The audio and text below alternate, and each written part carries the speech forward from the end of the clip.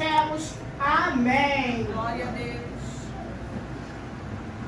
Glória a Deus, meus irmãos, a paz do Senhor. Amém? Amém. Amém? Amém. Todos ainda estão felizes com Jesus, digam glória a Deus. Glória a Deus. Abra sua Bíblia, por gentileza. Evangelho segundo Lucas, capítulo 5, verso ao verso 1. Lucas, capítulo 5, verso ao verso 1. Enquanto você vai localizando o texto, para agradecer a Deus por esta oportunidade de nós estarmos aqui, mais uma vez nesta casa, recebendo da porção de Deus. Que Deus em Cristo abençoe a sua casa e a sua família nessa noite, em nome de Jesus. De tudo que foi dito, de tudo que foi louvado, de tudo que foi profetizado, que você saia daqui com a certeza absoluta que da forma que você entrou, você não vai voltar para casa. Porque a Bíblia vai dizer para nós como que Jesus chega, alguma coisa acontece e ele está. Que Deus venha continuar abençoando esta casa, Deus venha continuar abençoando o pastor desta igreja, a qual tem feito o exercício do seu ofício. Que Deus continue abençoando o pastor desta casa, sua família, seu ministério. Eu acredito que, louvando a Deus pela vida do pastor, eu consigo estender a cada um que faz parte do corpo de ministério desta igreja, corpo de obreiros, membresia, e até mesmo quem vai aceitar a Cristo e firmar os seus passos nesta casa. Quero louvar a Deus também pela vida do Departamento da Juventude, a qual tem prestado esses dias em culto de ação de graça ao Senhor. Deus continue abençoando a vida desses jovens que aqui estão, a sua liderança que nos estendeu o convite. Deus abençoe poderosamente. Louva a Deus pela vida da Mari que está aqui. Mari sempre foi uma referência para as nossas vidas. Para mim, desde a minha infância. É verdade. Para mim, desde a minha infância. Não que ela seja muito mais velha do que eu, viu? Que Deus continue abençoando a vida da Maria nessa noite, em nome de Jesus, na sua casa, fazer seu esposo, sua família. Quero louvar a Deus também pela vida dos meus filhos que aqui estão. Hoje me acompanha meu filho mais velho, meu filho do coração, Natan, né? Tem me acompanhado nessa árdua, né? Nessa árdua labuta de botar a mão no arado, não devo deixar que Deus continue abençoando a vida do meu filho. Louvando a Deus também pela vida do pastor Jamal, glória a Deus por isso. Jamal é crente muito pentecostal. Se você não der glória, ele vai dar glória por você, viu? Louvando a Deus pela vida do meu filho nessa noite, que é um presente de Deus. E agora, daqui a pouco, o Jordan está aí também para louvar ao Senhor Jesus nas nossas vidas. Deus em Cristo continue abençoando a minha casa, a minha família nessa noite, em nome de Jesus. Você que achou o texto, diga glória a Deus. Glória a Deus.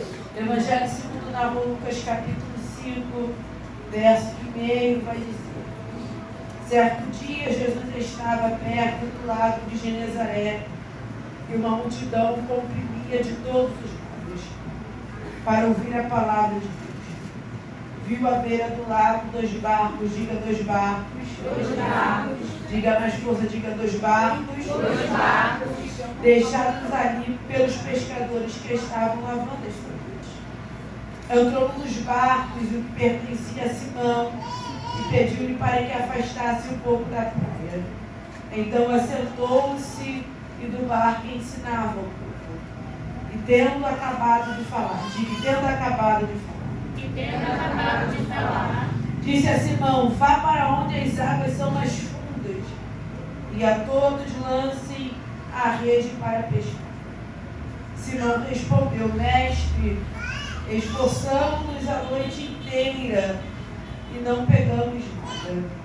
Mas porque és tu quem está dizendo isto, vou lançar a rede mais longe. E Simão respondeu: mestre, esforçando-nos a noite inteira, não apanhamos nada, mas porque és tu que está dizendo isto, vou lançar a rede mais uma vez. Você que acredita na palavra do Senhor, se aceite adorando a Deus nessa noite. Glória, glória. Meus irmãos, olhem para cá. Eu preciso de 20 minutos da sua atenção. Não vou tomar muito seu tempo, mas eu acredito que existe uma palavra poderosa e profética liberada para nós nessa noite. Olhe para cá, eu vou bem devagar. De ordem que nem Jamal, pentecostal também, está mexendo muito. Então você olha aqui para mim, se me faltar, você dá glória a Deus aí. Amém? Amém. Evangelho segundo narrou Lucas, capítulo 5, vai iniciar para nós de uma forma muito informativa, a saber que Cristo já está em exercício do seu ministério, do seu ofício. Deus vai dizer para nós que Cristo, a partir do verso 1 do capítulo 5, ele está próximo ao lago de Genezaré e ele está lá debaixo de um propósito. Qual é o propósito? O propósito de Cristo, estando naquela geografia, estando naquela localidade, era liberar uma palavra para quem o acompanha. A saber que, apesar de todos os milagres, prodígios e maravilhas que nós vamos ler através dos evangelhos que Cristo vai realizar, milagres esses que foram considerados sinais necessários para a confirmação de que ele era Messias, a gente vai saber e vai entender, porque a Bíblia Sagrada vai dizer para nós que o que de fato regia o ministério de Cristo não era apenas o poder de fazer milagres, mas o que de fato regia o ministério de Cristo era o ministério evangelístico. A Bíblia vai dizer para nós que aonde Jesus estava, ou uma multidão o seguia, ou uma multidão rodeava ou oprimia, ou uma multidão lhe aguardava, porque havia uma necessidade de ouvir o que ele tinha a dizer. A Bíblia diz para nós que dentro do seu ministério as pessoas ficam impactadas com a forma como ele fala, como ele se expressa, porque na palavra dele era carregada de muita verdade, de muita autoridade. Então, de fato, aonde Jesus chega, existe uma multidão sedenta demais para querer ouvi-lo, receber, e muitas das vezes, depois desta palavra, existiam pessoas que abriam mão de tudo para poder estar com ele e para poder o seguir. Isso traz um pouco de confusão no meio dos judeus, até porque a forma em que eles esperavam o Messias não era a forma que Jesus se manifesta, até porque nós vamos ver através de alguns livros proféticos que anunciam a vinda do Messias, assim como o livro de Isaías, que é um livro do profeta messiânico, vai contar para nós que Jesus viria para perpetuar o seu reino sobre os judeus e arrancar o povo da sua opressão e trazer libertação. Tendo em vista que o povo, os judeus, vão desenvolver esta ideia, vão desenvolver uma ideologia de que como ele viria para ser rei, ele viria montado num cavalo branco, dentro de uma analogia, ele viria montado num cavalo branco com uma espada desembainhada e arrancaria da mão do império que estava oprimindo a este povo dentro desta época, deste período. Quem está oprimindo a Israel é o Império de Roma. Tendo em vista que Cristo vai vir na contramão de todo pensamento humano e ele vai trazer consigo uma palavra de verdade, ele vem de uma forma muito simplória, nascido de uma mulher simples, num lugar simples, numa geografia simples, mas carregado de muito poder e de autoridade. E através dele vai se cumprir a palavra de que o verbo vai se fazer carne e esse verbo andará no meio da humanidade. Por que você está me dizendo isso? Porque o que a gente precisa entender é que quando Jesus se manifesta dentro da proposta em que o reino estabelece, essa manifestação vem para poder trazer redenção. Essa proposta vem para poder reconciliar o homem a Deus.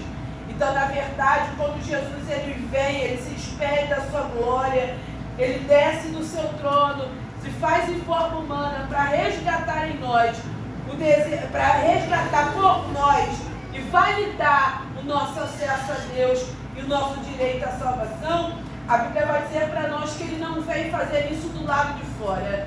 Ele não veio num cavalo branco com uma espada desembainhada, porque na verdade o céu não tem o menor interesse às vezes de mudar a nossa realidade do lado de fora.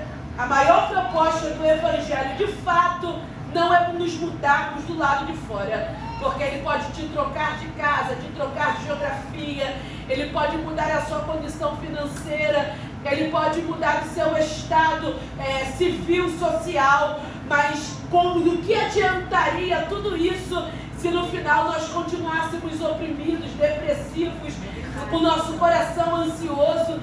Então, na verdade, o menor interesse que o céu tem é trazer uma libertação do lado de fora. Porque quanta gente com dinheiro, quanta gente com acesso, quanta gente com portas, quanta gente vivendo uma vida de aparência, e na verdade, quando chega a noite e deita a cabeça no travesseiro, o sentimento é de morte. E na verdade, quando a gente encontra Jesus, a nossa conta bancária não pode mudar, a nossa geografia pode não mudar, a nossa casa fisicamente pode não mudar, mas todas as vezes que a gente deita a cabeça no travesseiro, a paz que excede todo entendimento está lá. Então, na verdade, a proposta de Cristo, a proposta do reino, através de Cristo, é através da palavra conduzir a verdade e a verdade trazer esta libertação que é de dentro para fora. Para alguém ser livre de cadeias emocionais, de cadeias espirituais, de alguém ser livre de palavras de maldições, para alguém ser livre de maldições hereditárias, para alguém conseguir viver e ter acesso ao mundo que talvez a mãe não viveu, o pai não viveu, a família não viveu. A maior proposta de Cristo é que em Deus, de fato, a gente vivesse tudo aquilo que o céu tem como promessa para a nossa vida. E Jesus vem carregado de uma palavra que é verdade, como a Bíblia vai dizer, a verdade ela liberta.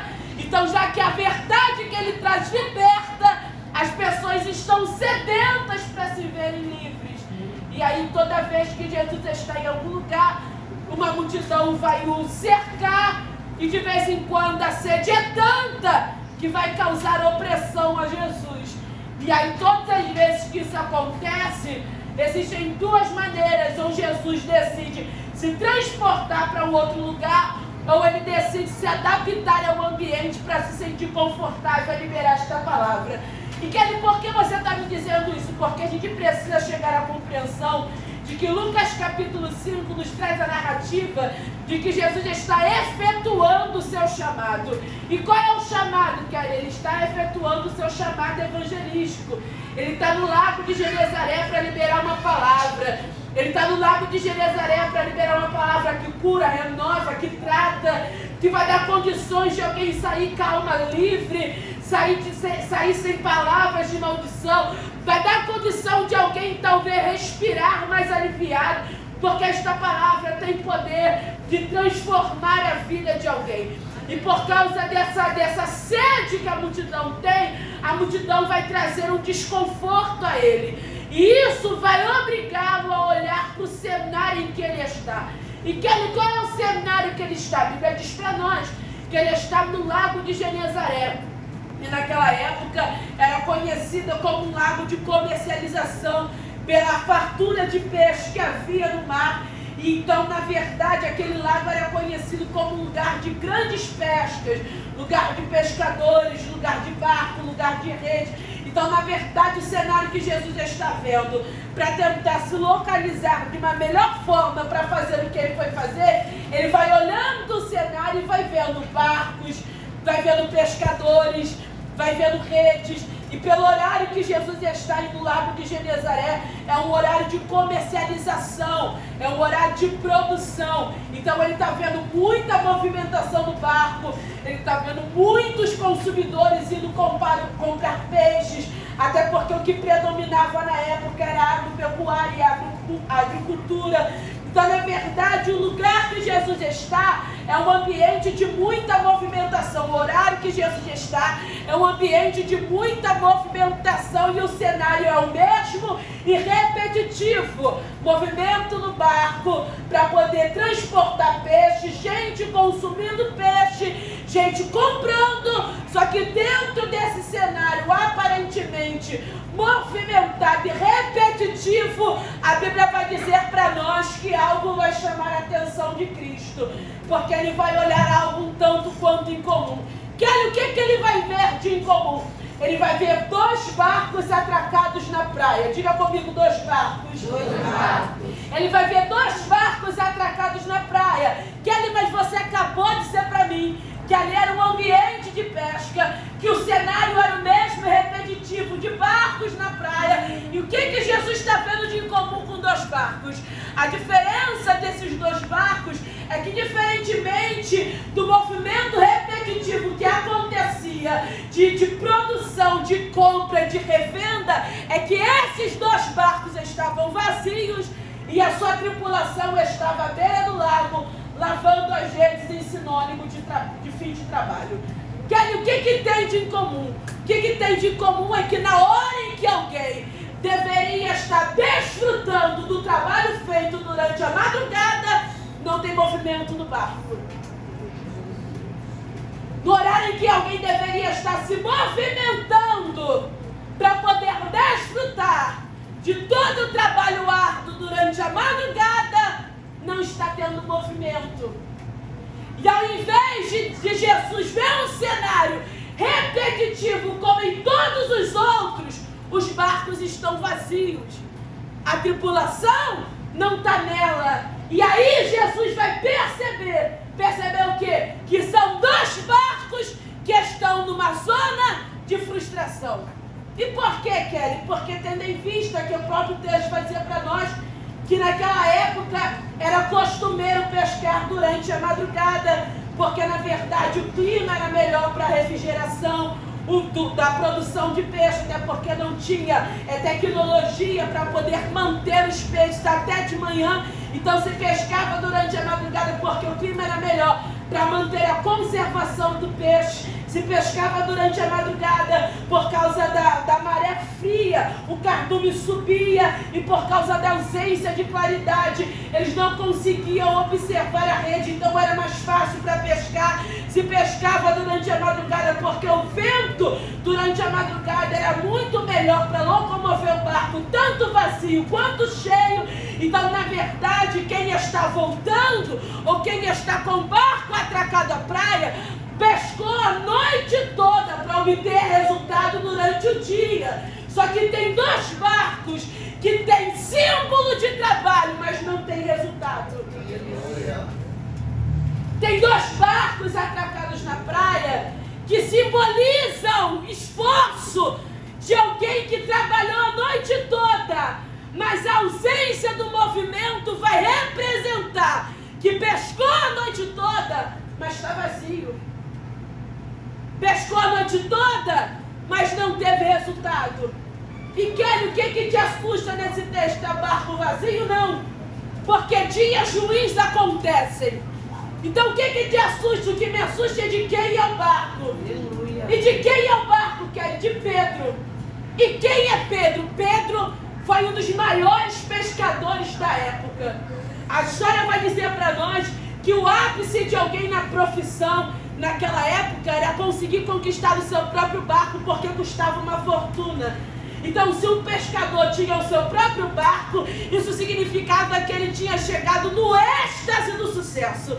Ele tinha chegado no auge de toda a promoção da profissão. Então, na verdade, aqui nessa área, Pedro não é qualquer um. Pedro é alguém que era muito admirado pelos profissionais, possivelmente muito invejado, e quem via o barco de Pedro entrando na água, dizia, com certeza esse barco vai vir cheio, porque nunca veio vazio. Quem olhava o barco de Pedro entrando na água, olhava para Pedro e dizia, daí vem boa pesca, porque ele chegou no auge da profissão. Tem o seu próprio barco, tem a sua própria tripulação, podendo ter uma sociedade junto com ele.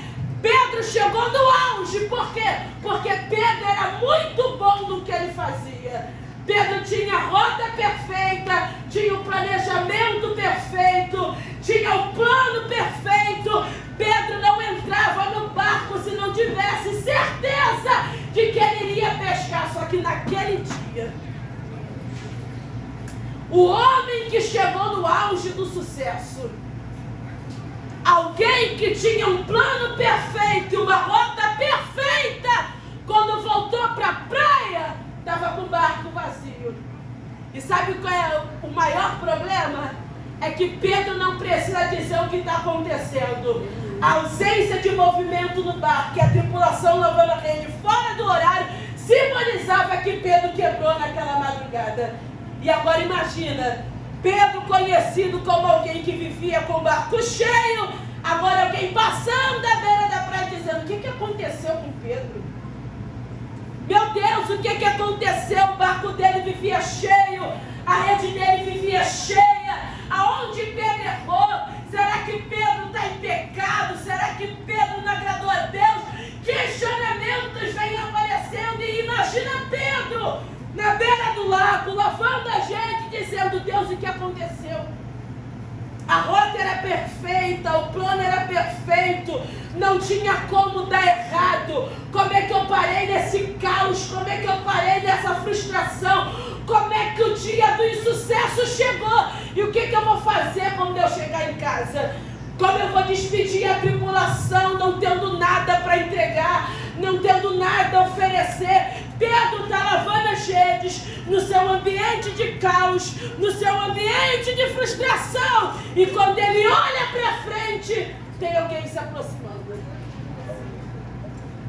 Pedro está na sua zona do caos, no ápice do seu desespero, porque até então na área Pedro nunca tinha vivido insucesso. Ele está no auge da frustração. E quando ele olha, tem alguém se aproximando. E quem está se aproximando? Jesus de Nazaré. Jesus está se aproximando. Não é o primeiro contato de Pedro com Jesus. O primeiro contato de Pedro com Jesus foi no episódio de Natanael, quando Jesus vai arrancar uma palavra de maldição da vida de Pedro. Então Pedro sabe quem é Jesus. Jesus está se aproximando. Aí imagina Pedro na sua zona do caos, na sua zona da frustração, vendo Jesus se aproximar. E agora ele pensa: ele veio para mudar minha vida, veio para mudar minha realidade, veio para mudar a minha situação, porque é uma situação deplorável. Ele veio para mudar o curso da história, porque Jesus é conhecido como solução. Jesus é conhecido como resposta. Jesus é conhecido como imediato. Então, na verdade, ver Jesus se aproximar traz alívio no seu consciente por saber que Jesus é resposta. Só que eu gosto de Jesus. Gosto de Jesus porque Jesus não segue padrões humanos. Eu gosto de Jesus porque Jesus, ele não segue a ideologia humana. Quando alguém pensa que ele vai se apresentar como resposta, ele se apresenta como pergunta. E qual é a pergunta? Me empresta seu barco? Aleluia, glória a Deus. Olhe pra cá, não perca, filha minha. Pedro está na zona do caos dele. Ele está vendo Jesus vir e está pensando que Jesus vai ser resposta para os problemas. Mas quando Jesus se apresenta, ele não é resposta, ele é pergunta. Aleluia. Ele olha para Pedro e fala: Pedro, eu vim aqui não como resposta, vim aqui como pergunta para te perguntar: tem condição de me emprestar o seu barco? Glória a Deus. Sabe o que Jesus está dizendo para Pedro? Pedro, eu vou te ensinar a primeira lição do Evangelho. E qual é a primeira lição do Evangelho? O fato de não ter dado certo agora, do jeito que você quer, não invalida aquilo que é ferramenta na tua vida.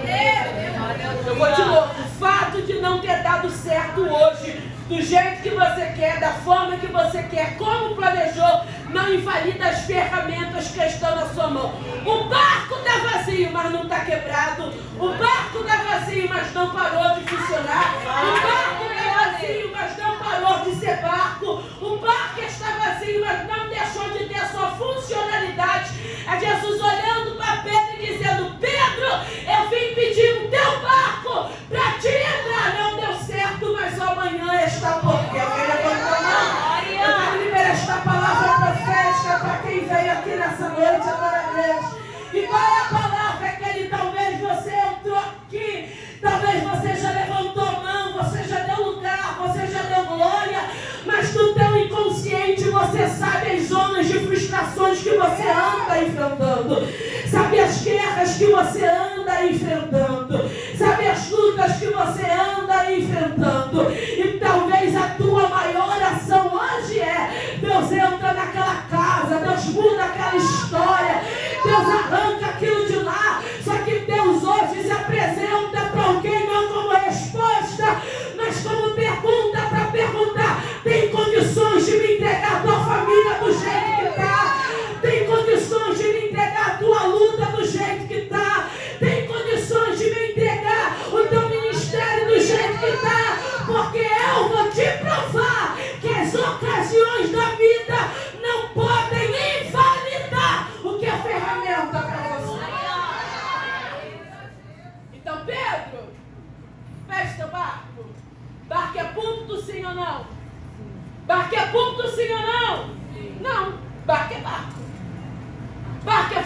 de pesca. Então por que Jesus pede o barco emprestado? Porque na verdade a região que Jesus está, Jesus entrando no barco e começando a falar, faria com que a extensão da sua voz tivesse mais alcance dentro da geografia que ele estava. Sabe o que Jesus estava dizendo para Pedro? Pedro, nos teus dias de aflições e nos teus dias de frustração, experimenta botar na minha obra aquilo que para você não deu certo, para você ver o que eu tenho condições para fazer. Alguém levantou a mão aqui no meu lado esquerdo com muita fé e eu vou continuar profetizando. É Jesus dizendo para Pedro: Pedro, tem horas que no secular não vai dar certo, mas experimenta colocar a minha mão para você ver o que eu tenho capacidade de fazer na minha obra. Pedro, me dá o barco. Pedro já estava cansado, exausto, talvez não quisesse nem olhar para o barco. Ele afasta o barco da terra. Jesus entra no barco e começa a falar. E Pedro, ele continua lavando as redes. Aí imagina, Pedro na sua zona de frustração, na sua zona de caos, olhando para Jesus no barco. Jesus não libera uma palavra profética, Jesus não libera um eixo que te digo, Jesus não entrega uma visão, uma revelação, Jesus não promete nada. E Pedro está na beira do lago. Então, já que ele não falou nada, vou continuar lavando as redes, porque o que está errado vai continuar dando errado. Jesus está no barco liberando uma palavra e Pedro está lavando as redes dizendo: não deu certo, quebrei, frustrei, ele não mudou, ele não agiu, ele não fez do jeito que eu queria. Só que Pedro não teve discernimento para entender o cenário que ele estava. E qual é o discernimento que ele queria? Às vezes, muito melhor do que Deus falar, é como ele age. Muito melhor do que ele falar é a forma que ele se posiciona. Por quê? Porque Jesus não libera o eixo que te digo, Jesus não libera uma profecia, Jesus não libera uma visão e uma revelação, mas Jesus já estava no... Aleluia!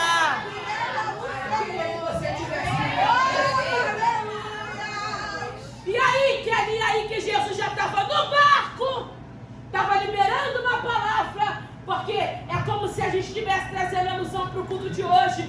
É como se Jesus estivesse aqui, sabendo o problema de alguém que está sentado na cadeira, mas não fala diretamente com alguém que está na cadeira. Por quê, Kelly? Porque a gente precisa entender a segunda verdade do Evangelho. Qual a segunda verdade do Evangelho? De vez em quando ele não vai usar para a gente, mas vai usar a gente para os outros. Então, na verdade, Jesus estava dando uma lição para Pedro. E qual é a lição? Eu não estou em Genezaré por causa de você. Pedro foi uma eventualidade de um encontro. Porque, na verdade, Jesus estava em Genezaré por causa de um propósito. E Jesus não abandona propósitos para socorrer pessoas que podem aguardar ele fazer alguma coisa. Então, na verdade, Jesus estabelece o culto. Pedro está lavando as redes, está ainda num ambiente de frustração e não consegue entender. Ele não liberou uma palavra para mim, mas já está no barco. O louvor não foi para mim, mas ele já está no barco. A profecia não foi para mim, mas ele já está no barco. Ele já está lá. Então, se ele está alguma coisa, só que Pedro não tem essa maturidade para entender. E de vez em quando Pedro é a gente. A gente está no ambiente de culto, mas a gente está tão alucinado pelos nossos problemas que a gente fica esperando o louvor, a palavra, a gente fica esperando o profeta, a gente fica esperando a visão e a revelação, a gente fica esperando alguém levantar e abraçar. A gente está invalidando o que ele não. Eu acredito nos movimentos espirituais, mesmo hoje sendo banalizado por alguns. Eu ainda acredito nos movimentos espirituais de Deus tomando profetas e vasos para poder fazer com que coisas sejam quebradas no mundo espiritual, para que laços sejam cortados, para que demônios sejam repreendidos, para que a morte vá em retirada. Eu ainda acredito em movimentos espirituais que dão condições de trazer renovo. Só que a gente precisa entender que talvez ele não se manifeste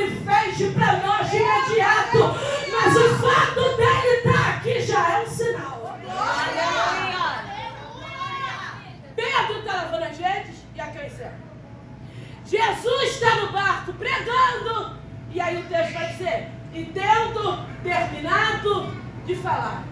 É a Bíblia dizendo, e tendo Jesus acabado, sem pressa, de fazer o que ele precisava fazer. Ele olha para Pedro e fala, Pedro, vem cá. Pedro vem. Jesus olha para Pedro e fala, ô Pedro, sabe aquela rede que você está lavando de bico o culto todo? Pega ela. Aleluia, Jesus. Jesus olha para Pedro e fala, Pedro, sabe o barco que você falou que você não ia entrar mais? Entra nele de novo. Meu Deus. Sabe o mar que você disse que nunca mais ia pisar? Vai para ele. E faz o quê?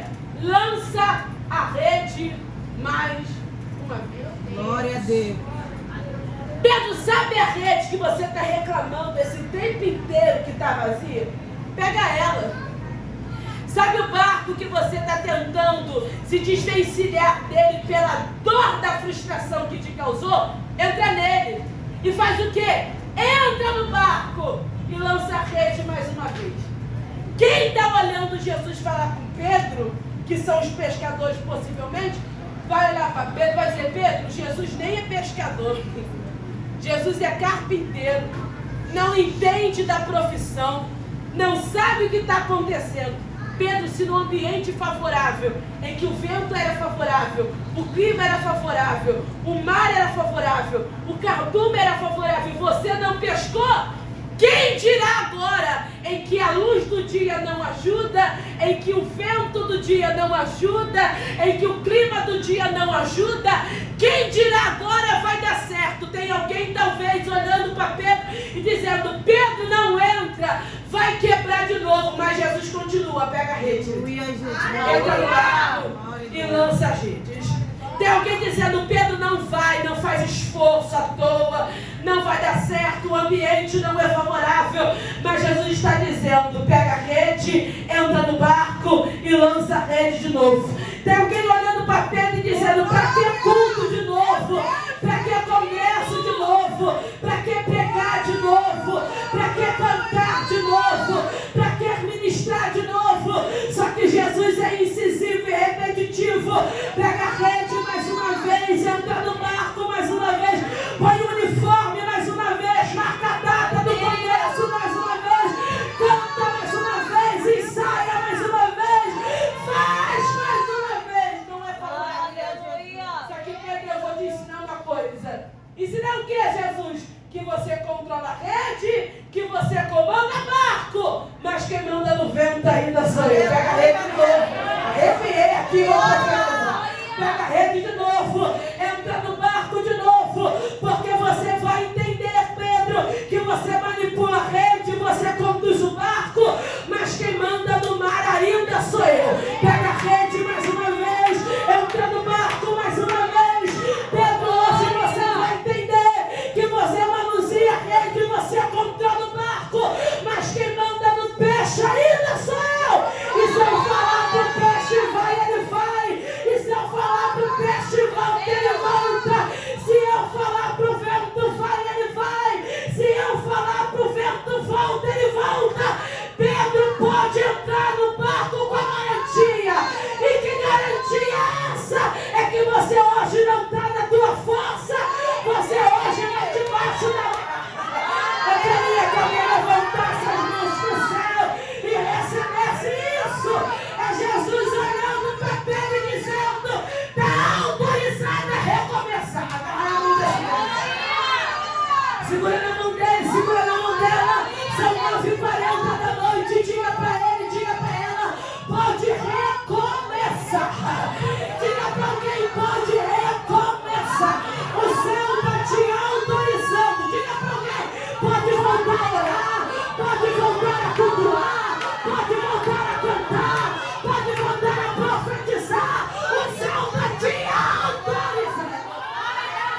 Porque agora você não prega do teu jeito, você não canta mais do teu jeito, você não ora mais do teu jeito. Agora está debaixo da minha.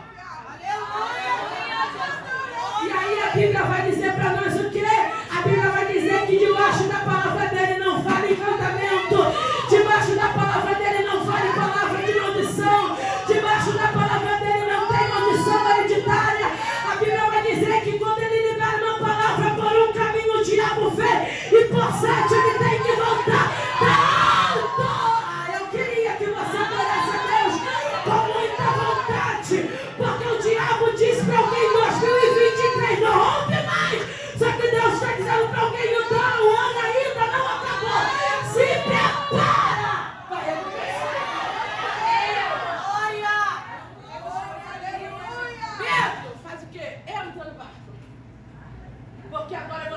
o teu plano. Sabe aquele plano que tu fez no papel?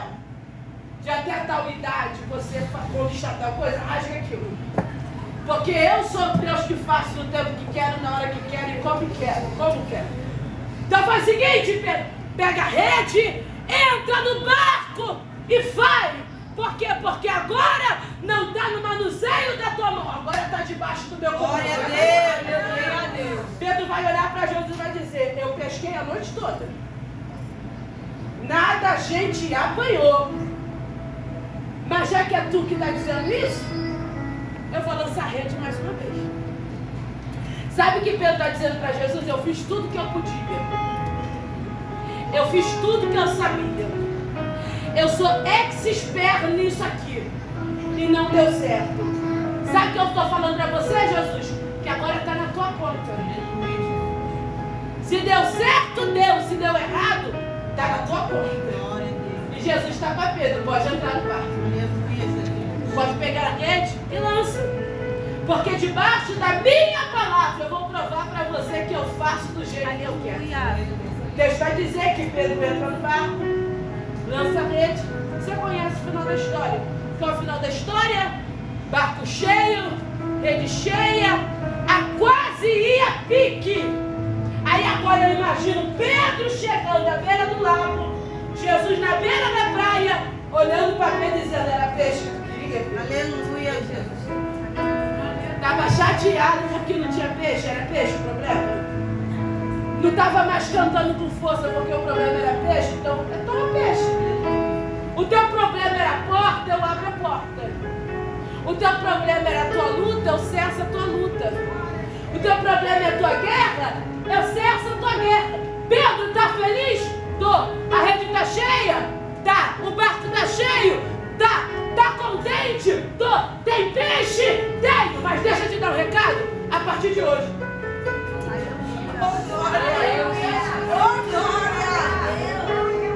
Não dá mais pescador de peixe.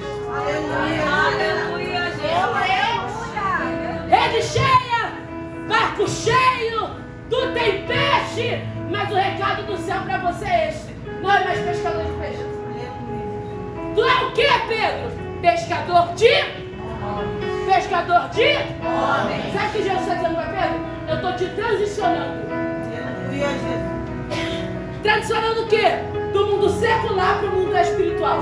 Tu percebe que Deus não invalida a profissão de Pedro? Deus aperfeiçoa para a obra. Ele está olhando para Pedro e dizendo: Pedro, não estou invalidando o que você é bom, pelo contrário.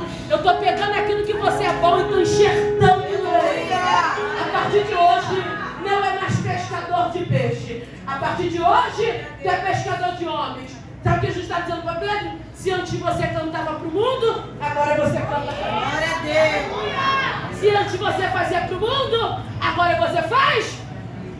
Só que aí a pergunta é simples. Não era mais fácil Jesus ter falado isso desde o início? Que o reino não tinha mais terra para Pedro? Que o reino agora contava com ele para a obra?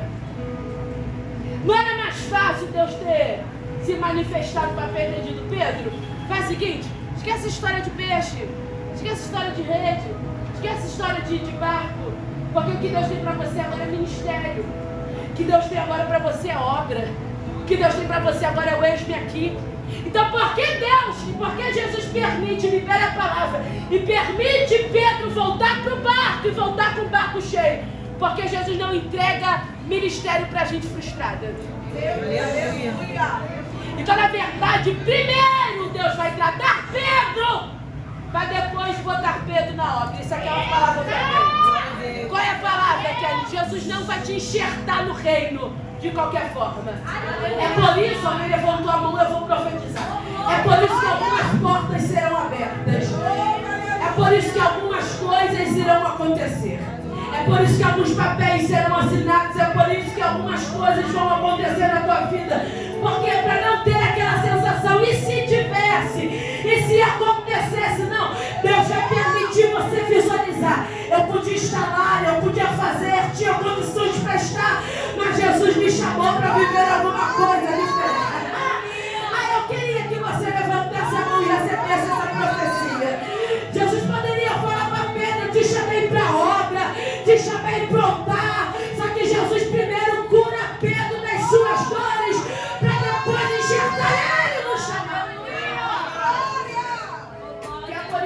vez em quando, antes da gente cantar, Jesus vai tratar primeiro as nossas paternidades, as nossas maternidades. Jesus vai tratar a gente na nossa área de família. Jesus vai tratar a gente nas nossas áreas de amizade. Jesus, é por isso que tem gente que está doido para romper, mas não sabe por que não rompe. Porque Jesus não vai te colocar para você se perder de qualquer forma. Quando Jesus te colocar, Ele vai te colocar debaixo de um problema. Pedro não é mais pescador de peixes. A partir de hoje é pescador de homens. A pergunta que eu faço me assento: você acha que o céu não sabia que Pedro ia ficar desesperado quando visse a lei vazia, sim ou não? Você acha que o céu não sabia que Pedro ia ficar desesperado quando visse o barco vazio pela madrugada, sim ou não? Então por que Deus permite isso acontecer? Simples. Te faço outra pergunta respondendo essa. Se naquela noite Pedro tivesse pescado tudo que ele estava acostumado a pescar, ele teria tempo para ouvir o que Jesus tinha para ele? Se naquele dia o barco tivesse cheio, ele teria como encontrar Jesus e ter disponibilidade de compreender de que agora ele é chamado para obra, sim ou não? Então posso liberar essa palavra para alguém? Aquilo que para você é ambiente de frustração, para Deus é ponto de encontro. O céu de vez em quando vai travar coisas, fechar coisas, impedir coisas, porque ele sabe que se você estiver no auge do teu sucesso, você não se entrega para o aqui. É por isso que tem vezes que Deus vai deixar o barco vazio, a rede vazia, porque se você continuar entendendo que você depende de si mesmo, você nunca vai botar a mão na arada e vai lançar o eixo aqui. É por isso que de vez em quando Deus fecha céu, fecha porta, tranca coração de pessoas. É por isso que de vez em quando Deus tira a gente da nossa rota. É pra gente não se esquecer que não é a gente, mas é o projeto. Porque vamos ser sinceros, se todas as tuas orações tivessem respondidas, você estava aqui hoje. Ah, não olha com essa cara não. Porque se as minhas orações tivessem respondidas do jeito que eu queria, eu teria 4, 5 passaportes todos carimbados. Que não estava aqui essa noite. Sabe por quê? Porque a gente cria projetos normalmente. Quando a gente cria projetos, a gente é tendencioso a pedir para que ele libere, mas não enxerta ele nos projetos que a gente cria. Então é por isso que de vez em quando, para que a gente de fato viva o eixo aqui, ele vai arrancar a gente da nossa naturalidade. Vai tirar a gente da nossa zona de conforto. Sabe por quê? Porque se você não passar pela prova, você não anda com força. Se você não passar pela luta, você não é crente com força. É porque a luta, o vento e a guerra te levam para o monte, te levam para o ambiente de oração. É por causa da luta e da guerra que você vem para o culto com raiva do diabo e dá lutar com vontade. É por causa disso, é porque ele precisa de vez em quando mexer nas nossas áreas. Porque falar hoje do culto aqui da boca para fora é fácil. Mas se você estiver no auge do sucesso, tem coragem de largar para viver o que ele te chamou para viver? Então, na verdade, os nossos carros de vez em quando é o Senhor nos colocando exatamente onde Ele quer. Para nos encontrar da forma que Ele quer. Solícitos da forma que Ele quer. Voluntários da forma que Ele quer. Para que de fato a gente execute o que Ele nos chamou para fazer. A permissão da liderança se coloca sobre seus pés.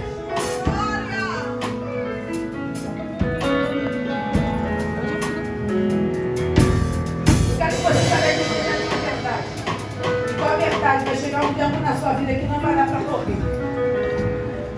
Vovó dizia isso e repito: Jesus dá porta, mas Ele não solta o carretel. Ele sabe o porquê chamou a gente. E vamos ser sinceros, tinha gente melhor do que a gente, tá? Tinha gente que falava melhor, tinha gente que cantava melhor. Tinha gente mais voluntária que a gente mais forte do que a gente. Só que Ele olhou pra gente com toda a nossa estranheza, toda a nossa esquisitice. Até quando a nossa família disse vai dar errado, Ele olhou pra gente e falou: não é que eu gostei dela? Não é que eu gostei dele? Te colocou num projeto maior do que o sonho que você tem. E agora com o barco vazio, você está deslocado e não entende o que está acontecendo. É Jesus falando para você, eu estou reorganizando as coisas. Eu estou invertendo prioridades. Porque se o barco continuar cheio, a prioridade nunca vai ser eu. Se as portas continuarem abertas, a prioridade nunca vai ser eu. Se de fato tudo acontecer da forma que você planejar, de fato nunca vai ser eu. Então, na verdade, Deus solta as pessoas do natural para enxertar do espiritual para que a obra dele seja cumprida.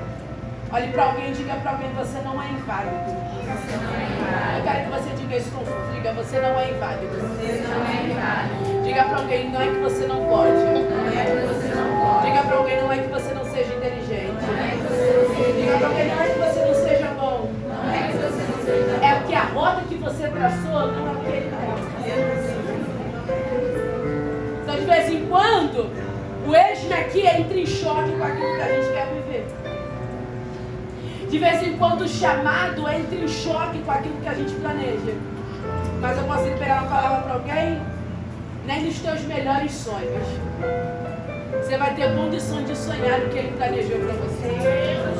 A Bíblia vai dizer que para quem espera nele, aquilo que o olho não viu, o ouvido não ouviu, e não subiu ao coração do homem o que ele planejou para mim e para você.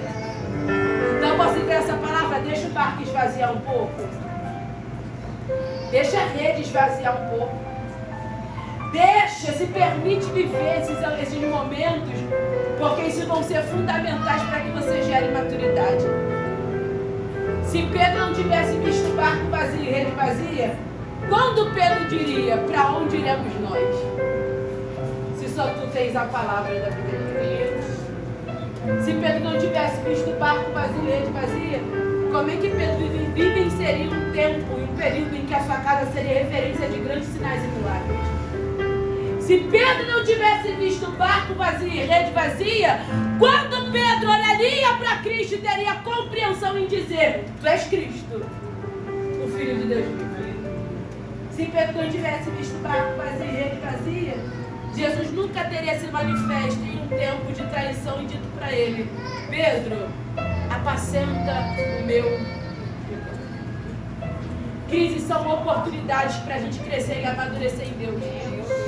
Para a gente executar chamado e ministério com muita lucidez, porque na verdade, evangelho não é coisa de gente emocionada. Louvores lindos, pregações impactantes, mas 2 horas de culto, 1 hora acaba. Então, na verdade, o evangelho não é o que a gente é da porta para dentro, é o que a gente é da porta para fora. Então, na verdade, o esme-aqui, como foi bem dito, não acontece aqui dentro, o esme-aqui acontece lá fora. Quando o barco está vazio, a rede está vazia, mas você não se vende para poder encher. Aleluia! Jesus está dizendo para alguém, confia em mim. Diga para alguém, confia no processo.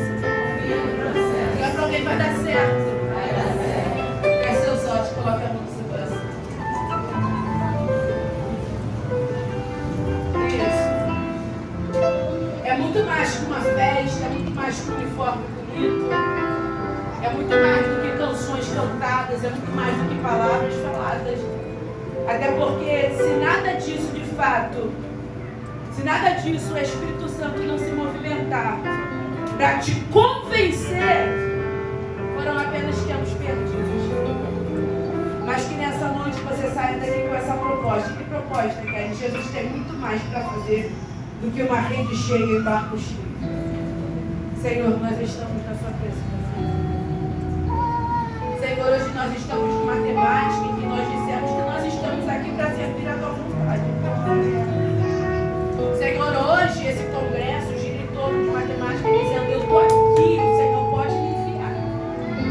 O Senhor pode fazer.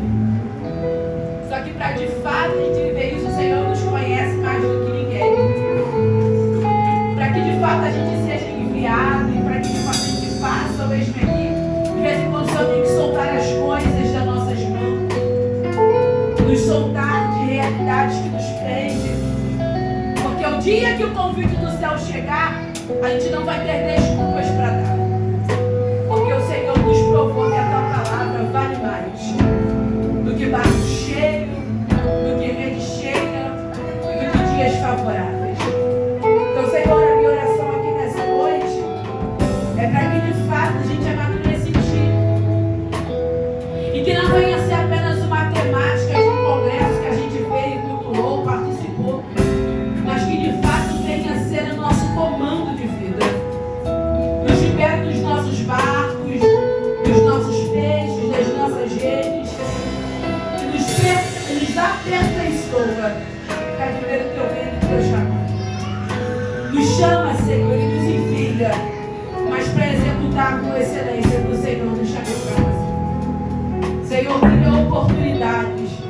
que o seu nome seja glorificado na nossa vida. Essa oração que eu te faço para a sua igreja. Senhor, é isso que eu te peço nessa noite. Senhor, nos envia, mas nos envia por inteiro. Que a rede não nos prenda, que o peixe não nos prenda, que barcos não nos prendam, mas que quando o Senhor nos chamar, nós venhamos ir 100%. Continua nos capacitando para a sua obra, nos discipulando em maturidade, para que a gente possa viver um tempo extraordinário. Abençoa essa juventude, abençoa esta igreja. É tudo isso que nós pedimos e te agradecemos.